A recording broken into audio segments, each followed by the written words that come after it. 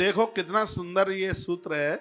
पहले तो मैंने इसको पढ़ा तो पहले मैं बहुत मुस्कुराया, हंसी आई, आनंद आया।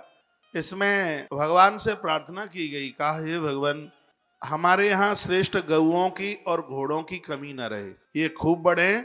और फिर इसमें वर्णन कर दिया गया कि हम खरों के पालक न बने। खर कहते हैं, किसे कहते हैं?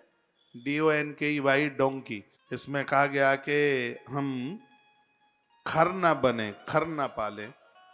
इस ग्रंथ में खर को कहा गया निंदक लोगों से। पता नहीं ऋषि का अपना कोई भाव रहा होगा।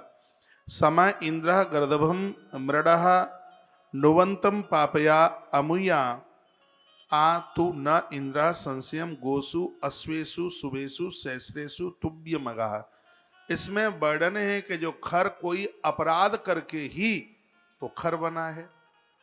और गैया, ऐसा वेद में वर्णन है कि 84 लाख योनियों में जो गाय का जो शरीर है वह उसका अंतिम शरीर है। गाय का अंतिम शरीर है। गाय अपना ये शरीर छोड़ करके ना वो पशु बनती और ना वो मनुष्य बनती, वो बहुत लंबे समय तक भगवान के चरणों में उसको रहने का सौभाग्य प्राप्त हो। तो यहाँ ऋषि ने कहा कि हम गौ पालक बने, क्योंकि गधे का, श्वान का, इनकी तो शकल देख करके पुण्य क्षीण होते हैं, ऐसा वेद में लिखा है। तो हमारे पास खर गधे न हो, हमारे पास गौएं हों। ऋषि ने कहा कि खरों का दर्शन होगा तो पुण्य क्षीण होंगे और गायों का दर्शन होगा तो पुण्य बढ़ेंगे। इस ग्रंथ में लिखा है कि जैसे गैया का अंतिम शरीर जब उसका शरीर छूटता है तो भगवान के चरणों में ही वो लंबे समय तक भगवान के चरणों में उसका बसेरा होता है। जो गौ माता का दर्शन करते करते मौत को प्राप्त होता है वह भगवान का पार्षद बनकर ठाकुर जी के चरणों में खड़ा होता है।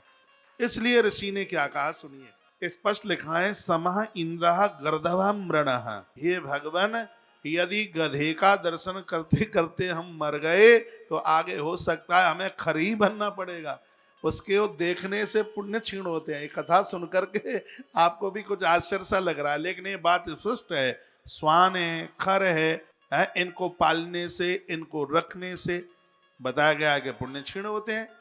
और गायों को रखने से लिखा है संशयम ना, इसमें संशय नहीं, गोसु शुभ्रेशु सहस्रेशु तुभ्री अघा। काय स्पष्ट लिखा है कि गाय का दर्शन करने से हजारों हजारों पाप रोजाना जल करके राख हो जाते हैं। गाय की प्रदक्षिणा परिक्रमा करने से धरती की 7 परिक्रमा करने का फल मिल जाता है, पुण्य मिल जाता है। तो ये तो बड़ा पुण्य होगा, भाग्य होगा। देखो ऋषि कहता है कि मैं गायों का पालक बनूं, कहा मुझे गाय दे दो। देवराज इंद्र से मांग रहा है साधु। ऋषि ने कहा मैं गौ पालक बनूं, मुझे गाय दे दो, क्योंकि गाय का मुझे दर्शन होगा तो मेरे पुण्य इतने बढ़ जाएंगे, मैं आवागमन के चक्कर से बचता हुआ एक दिन आपके दरबार में आपका पार्षद बन करके खड़ा हो जाऊंगा। यह है वेद में ऋषि ने कहा। इन बातों का प्रचार हो तो देखो गायों की संख्या कितनी बढ़ेगी।